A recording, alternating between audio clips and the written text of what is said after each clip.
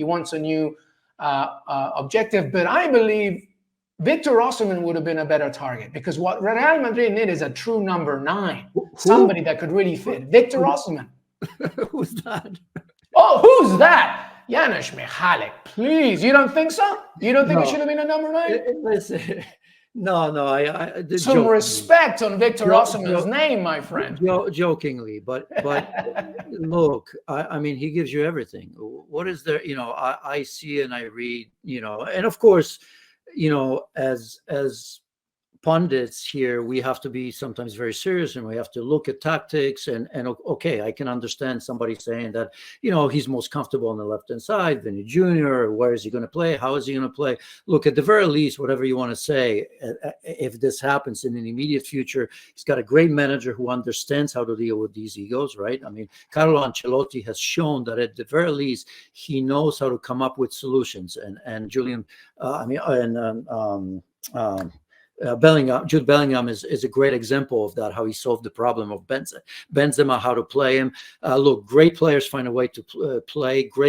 There's never, you almost never say no to a great player because somehow you feel that he may not be able to fit. I mean, they're great players for a reason, because they'll find a way within the team to play. And I'm not giving it solutions right now, but I mean, if you think that he's better, on the left, and on the assumption that you're going to play front 3, play front 2. Vinny Jr. can play with Mbappe, right? I mean, Rodrigo, he's just coming now, but remember, a year and a half ago, I think everybody was so frustrated with Rodrigo. Many didn't see a way for him to exist on that team. Let's be honest here, and look at how much he's developed. And that's exactly what's going to happen. The competition is going to be tremendous.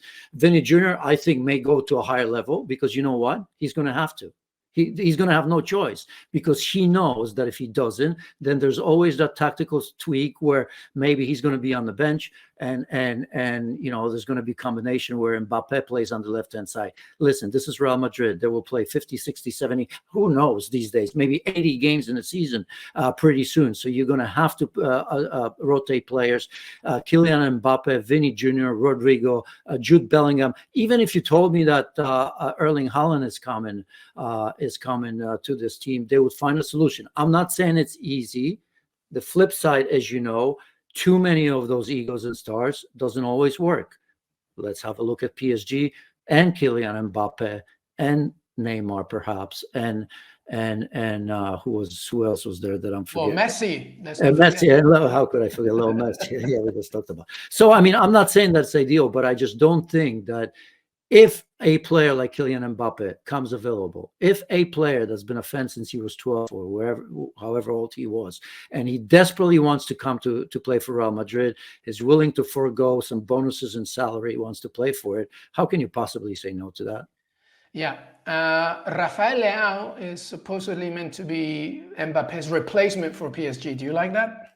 Yeah, I mean, it makes sense, right? I don't necessarily know, to be quite honest, if it's that much of an upgrade, to be honest. Financially, yes. And that's probably, if he goes, that's the only reason. Milan, obviously, is not at a level of PSG. It's being rebuilt. It's new ownership. As we can see it, it's still a very frugal team. Part of that is because new rules in Serie A, especially when it comes to foreign players, the taxes and all that. I think Milan, even if they wanted to spend money in a crazy way, I don't think it's all that easy. So financially, it probably makes sense to him. But if I'm Leao, just looking at the sporting side, I think Milan are a bigger club than PSG. For me, always was, is, and always will be. Always will be. If there's one place for Mbappe to fill in this noise of ridiculous talent, it's probably the 14-time Champions League champions. But it's not official yet. We have to wait and see. This French telenovela may not be over, so we just have to wait and see what happens. Well, there you have it, my friends. Lionel Messi, Inter Miami, and Kylian Mbappe. So much more to discuss. Before we say goodbye, Janusz, any final thoughts as we are wrapping up here on this great Tuesday? No, just, we're going to continue from time to time, domestic league soccer. I'm sure it's going to be many, many positives. I do hope that he really, this league, obviously absolutely needs viewers from around the world. So I hope that he's going to provide many magic moments where we're going to see Leo Messi first and foremost, but by virtue of that, I think Major League Soccer is going to get some exposure. So I hope in the end it's super positive. I completely agree. All right, well, there you have it. Janusz, Michallik, Luis Miguel Echegaray. Make sure to return to us. Remember, we're 3 times a week here on ESPN FC on YouTube.